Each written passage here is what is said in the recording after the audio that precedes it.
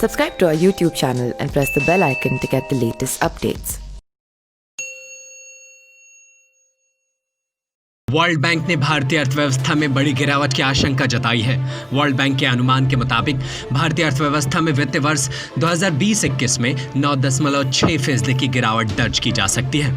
World bank के अनुसार corona virus के कारण भारतीय अर्थव्यवस्था की हालत 1991 तक चले बैलेंस ऑफ पेमेंट क्राइसिस से भी ज्यादा गंभीर हो गई है। वर्ल्ड बैंक के अनुसार पूरे दक्षिण एशिया की अर्थव्यवस्था में 7.7% की गिरावट देखने को मिल सकती है, जो अब तक का सबसे बड़ा रिसेशन होगा।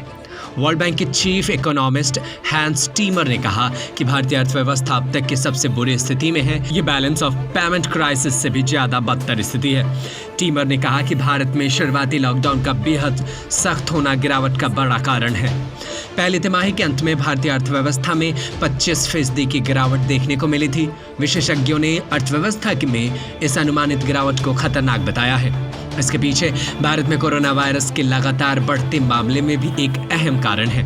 इससे पहले फीच ने भारतीय अर्थव्यवस्था में 10.5%, गोल्डमैन ने 14.8% और एशियन डेवलपमेंट बैंक ने 9% की अनुमानित गिरावट की बात कही थी।